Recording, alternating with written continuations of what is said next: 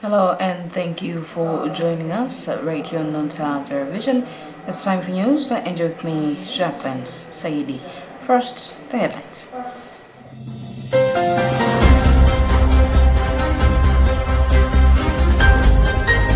Pope Francis returns to Vatican after being discharged from the hospital. President Chiguera vows to do with illegal trading foreigners in the country. The government calls on parents and guardians to monitor their words and the use of digital platforms. And in our special report this week, Tandiwe Mzumara brings to light how a web of felt responsibilities amongst stakeholders is threatening the country's achievement of an inclusive and equitable quality education.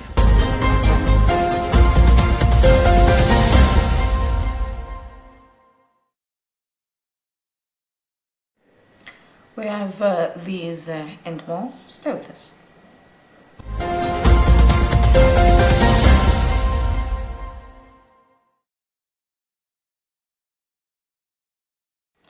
The Holy Father Pope Francis has returned to the Vatican in the morning hours of today after being discharged from the Gemelli Polyclinic Hospital. Making his usual detour, he went to pray before the icon of the Blessed Mother at Santa Maria and also paid a private visit to greet some nuns. In a statement, the Vatican's Director of Press Office, Matteo Bruni, confirmed the Pope's progress consistently, stating that the medical team reports that the clinical picture is progressively improving and the post-operative course and recovery is regular. Pope Francis should eventually be able to resume travel in his normal activities, but should not lift heavy objects, according to his doctors. We have a Vatican News report being read by Bridget Wanoga.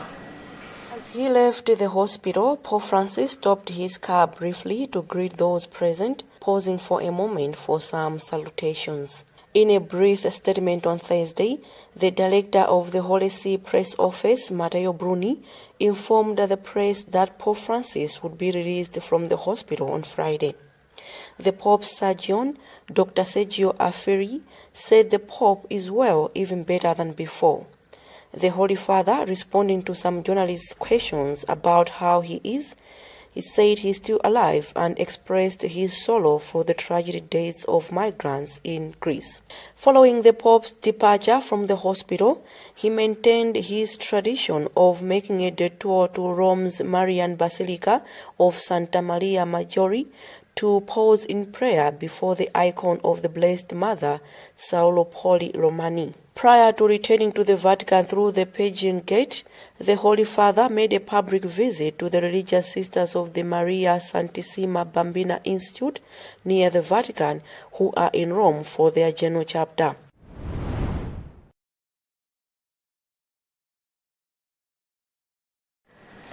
President Dr. Lazarus Chakwera has vowed to deal with foreigners who are conducting business activities illegally in the country and not remitting taxes for the benefit of Malawians. The Malawi leader has made the strong stance at the signing ceremony of Malawi government agreement with Peace Parks Foundation for the co-management of Waza and Nyika national parks with Zambian government in Lilongwe today. Mozambican former President Joaquim Chissano, who is Peace Parks Africa's vice chairperson, said the Malawi and Zambian governments and the PPF will now work as one to bring out the full potential of the naturally given ecosystem in the parks for the benefit of the citizens. Robert Edward reports.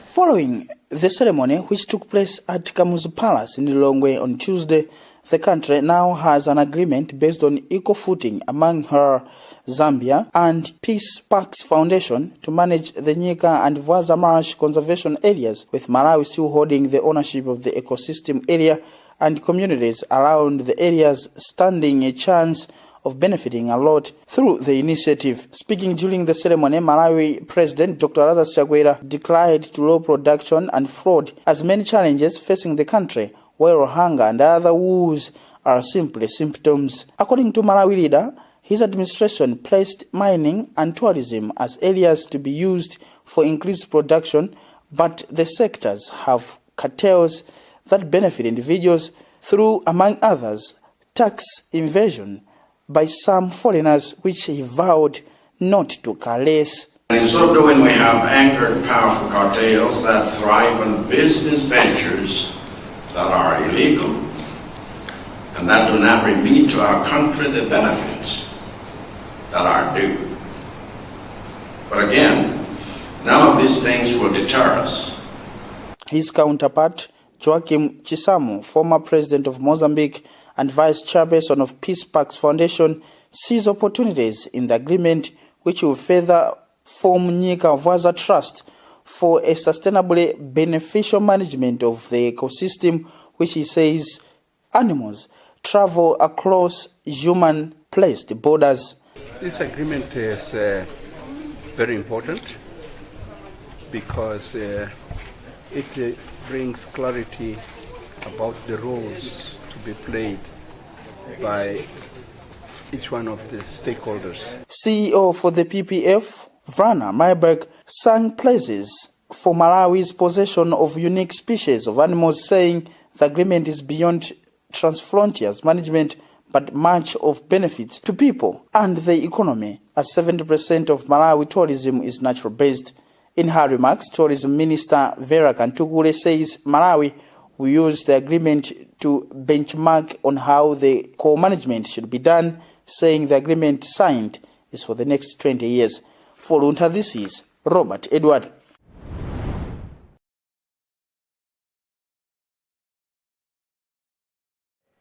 Habitat for Humanity organization in Zambia, through the Habitat for Humanity Malawi, has distributed blankets and other essential needs to 85 families that were affected by Cyclone Freddy in the area of Group Village Joho, Traditional Authority in Sanama in Mashinga district. The support is meant to uplift the victims and set them back on their feet as they have left the camps back to their original homes. Acting Africa Communications Director Fred Nkowe from Zambia said much as they have brought in the support, there is more that needs to be done to help the victims so that they fully recover from the trauma and loss that the cyclone brought to them. Rashida Matandiga reports. Group Village head Joho, who led the community in receiving the donation, told the media that his people are still facing the effects of the devastating Cyclone Freddy. He was quick to appreciate the donation, saying he is one of the victims as his house was also washed away, calling the gesture by Habitat for Humanity organization in Zambia timely. Ndinali okuzidwa kwambiri moti ngakhale inanso amene nyumba yanga inagwa. The organization's acting Africa Communications Director, Fred Nkowe, said despite having the organization in Malawi, the Zambian organization decided to support the country to show their neighbors the love that Christ encourages. As Habitat for Humanity Zambia and Habitat for Humanity Malawi, we are not just physical neighbors, but our neighborhood also extends in the work that we do. And that feeling of love as per the mission of our organization, where we want to put the love of Jesus Christ at the center of everything that we do, we had to think of extending some help, a small donation to Habitat for Humanity Malawi, so that the people of Malawi can also be supported to cushion the impact of the Cyclone Freddy. Extending their appreciation to their counterpart, Arnold Kapira, who is National Director for Habitat for Humanity in Malawi, said the support is assuring since they needed it the most after noticing the extent of the damage caused by Cyclone Freddy. He said there is more that needs to be done to help the affected families and people, hence calling on stakeholders for more aid. It is clearly evident that the people that were affected need a lot of support to get back on their feet and also to be established, because many of them lost their sources of livelihoods. They had their homes destroyed under Cyclone Freddy impact, and so there is still a call for all of the partners and stakeholders that work in this place and in many other parts of the country to come to the help of the people that were affected by Cyclone Freddy. Kapira said the support that they are giving out now is in the response category, as they are giving out basic needs, but the second category of recovery requires a lot of resources and takes time because it involves constructions to provide shelter, which they cannot afford right now. 485 households in Machinga district are expected to benefit from this support, whereby a person was receiving 2 blankets, a bucket, a mat, washing and bathing soap, and the whole support has cost them 33 million kwacha, which was donated by Habitat for Humanity Zambia, Romania, and Great Britain. For Luntha TV in Machinga, this is Rashida Matandika reporting.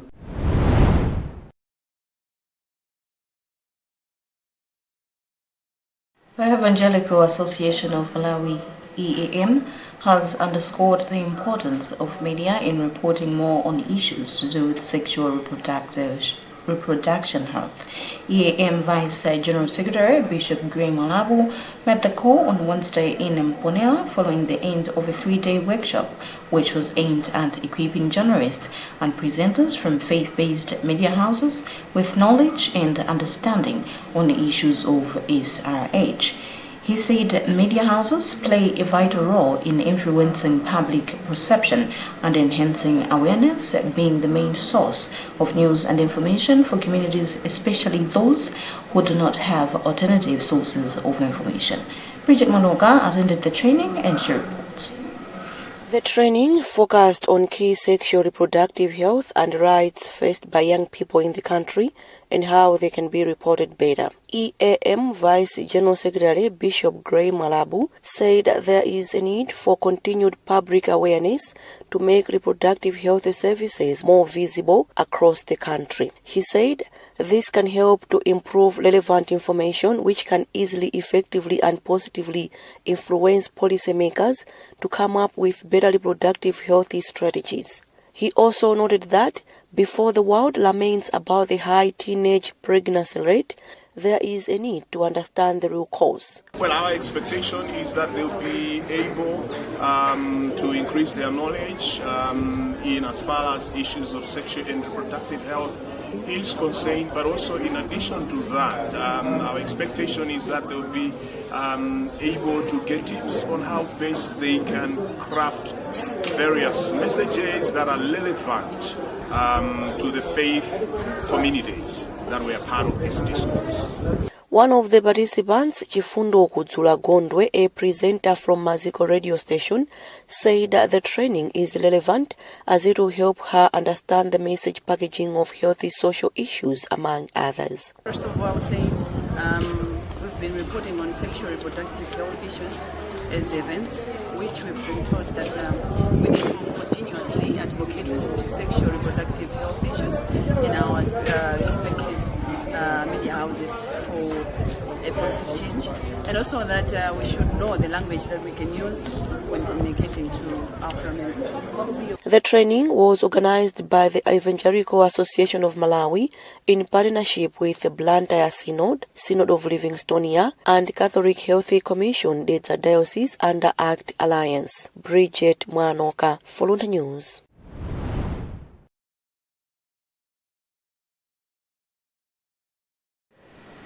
Remember, it's Donyo's time. Now let's have another look at our top stories.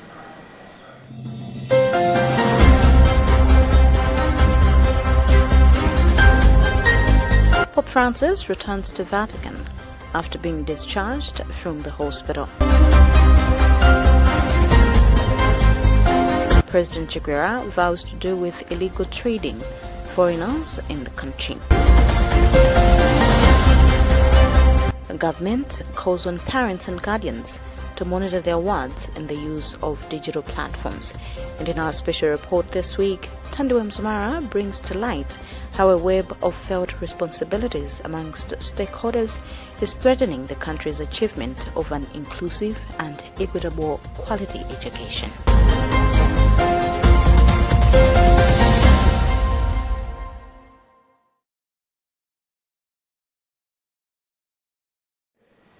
Welcome back. If you've just joined us, know that you're watching news coming to you live from Bishop Navi Media Center.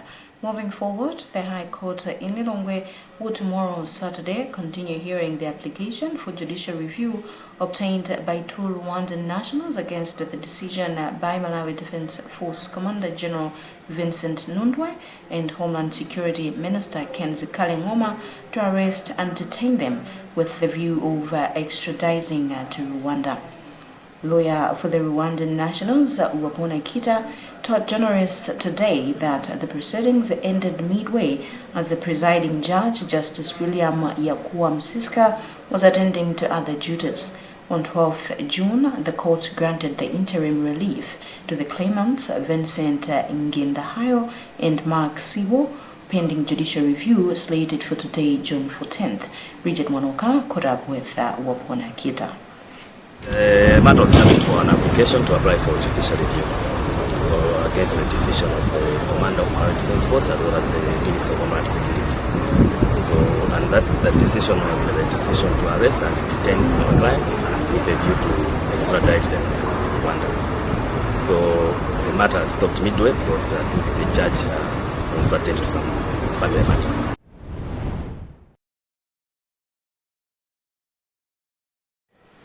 As Malawian joins the rest of the world in commemorating the Day of an African Child, Minister of Gender and Social Welfare Jens Leza has called on parents and guardians to monitor their children in the use of digital platforms, which are being encouraged to advance education in the country. She made the call during this year's commemoration, which was held at Chambera Primary School ground in Bulaga district. She said even though digital technologies have profoundly changed childhood and adolescence, making it integral to the lives of the youth around the world, it has increased the scale of child sexual abuse and exploitation and cyberbullying, among others. Rashida Matandika was there and she now reports.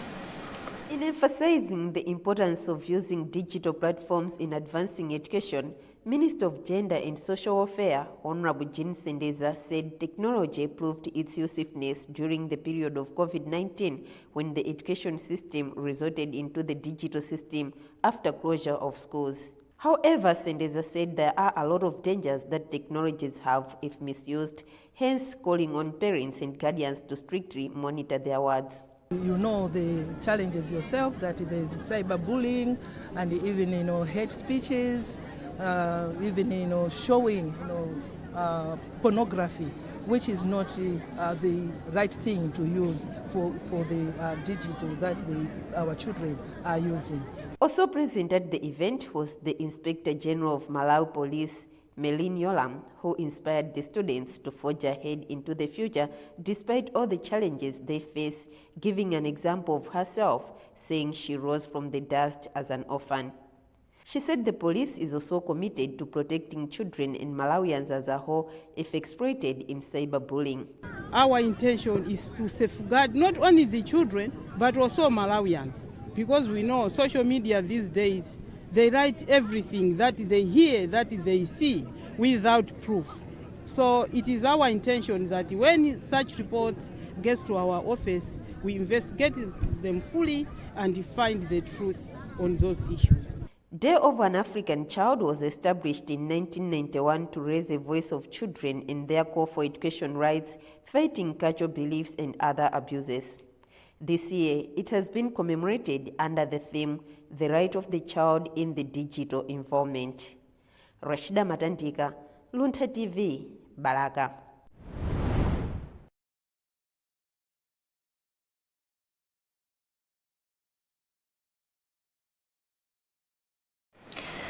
In our rural and urban areas still reside children having challenges with access to education, and according to our findings, parents and caregivers' lack of support and poverty also contributes to high dropout and low school completion rates, as most of the children are sent to markets for business rather than school.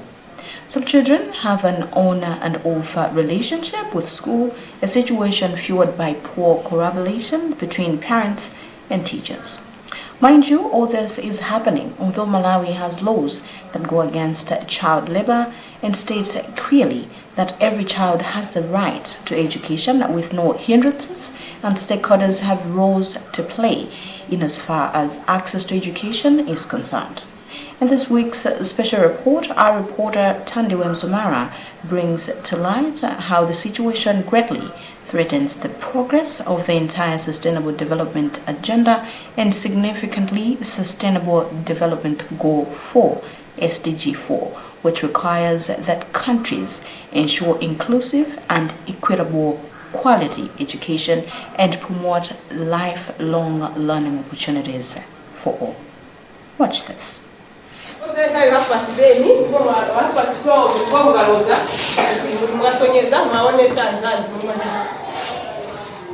According to UNICEF, while free primary education has led to 88% net enrollment in the country's primary schools, the completion rate for primary school is just 33%. Most students drop out of school to go to work as a means of getting money for food and other needs. In the semi-urban area of Mgona in Lilongwe resides Maxwell Kokoliko, not his real name, who at the age of 15 depends mostly on his tailoring business for financial rescue.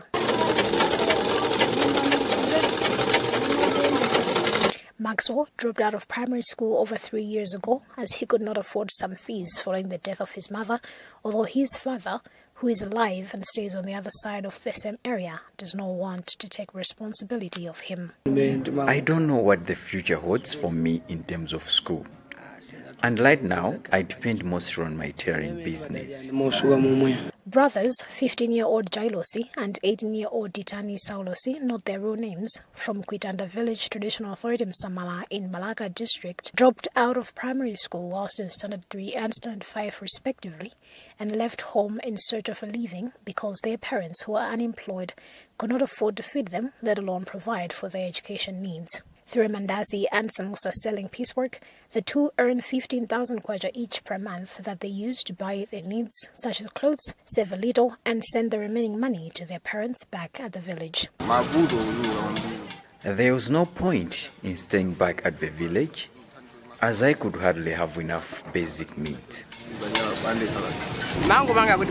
As much as what we get here per month is not enough, it's better than nothing as long as we are surviving.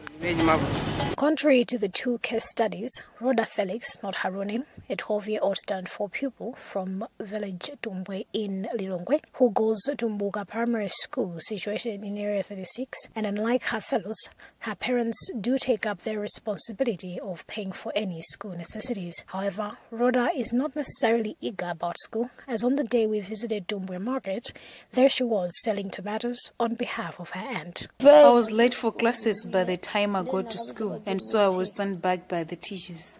Her mother, Elina Paswell, opened up to us about how her child seems not to be passionate about school, as this was not the first time to be sent back from school or made excuses about why she was not at school during school time.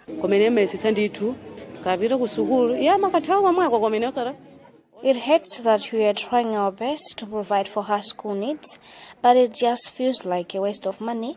She's obviously not passionate about school.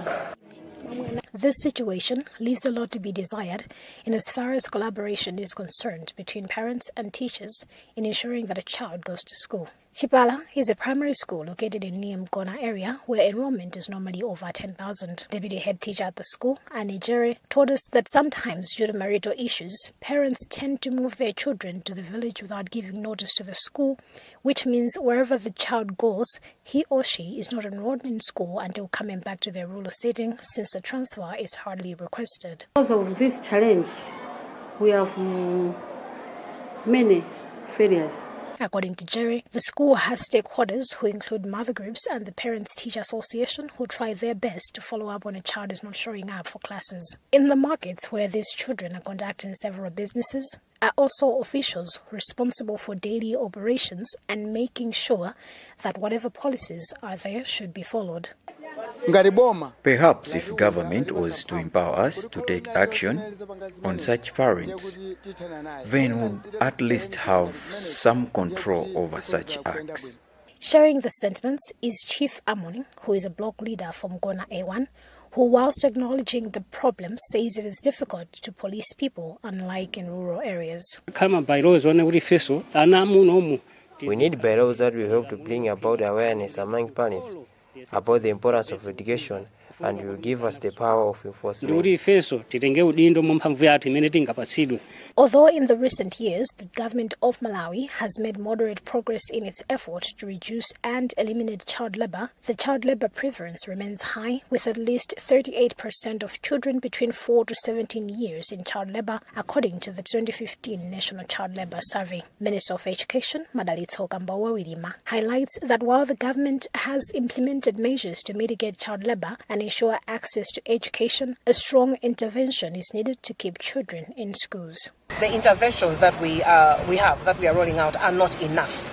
We need collaborative efforts, and we also need public-private partnership, as it were. So, Teachers Union of Malawi, TUM, through their General Secretary Charles Kumjenga, says through sensitization campaigns and the creation of conducive learning environments, the union is striving to increase school enrollment rates and combat child labor. Is the parents or the communities, so that they should know that the school is quite important as compared to the work they are doing. While the 2023-2024 budget allocation for education sector in Malawi represents 16% of the total national budget, it falls short of the recommended GDP ratio. Education stakeholders, in line with the Global Campaign for Education, demand increased investment in education with special focus on decolonizing education financing and ensuring quality and equitable learning opportunities for all. We need to invest in education.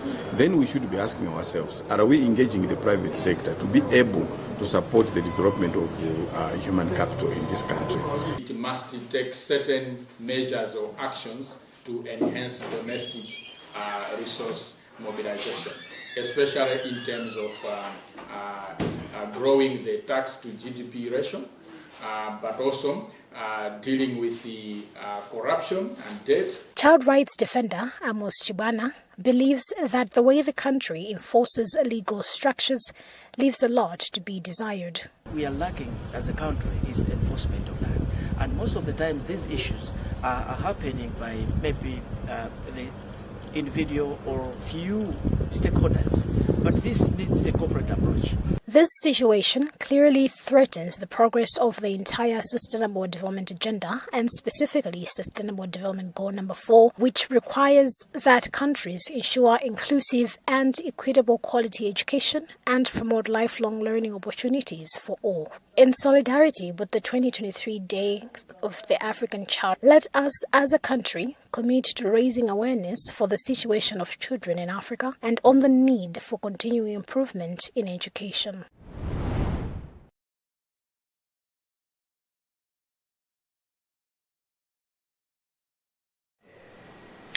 That was Tandiwe Mzumara.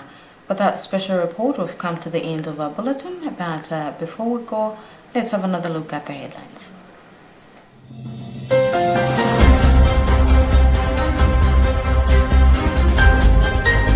Pope Francis returns to Vatican after being discharged from the hospital. President Che Guevara vows to do with illegal trading foreigners in the country. The government calls on parents and guardians to monitor their words and the use of digital platforms.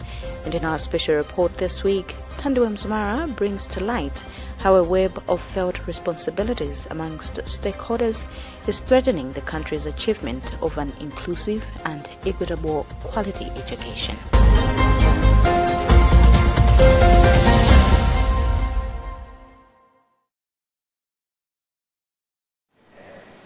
My name is Jacqueline Saidi. Thank you very much for watching Luntha Television, and stay safe.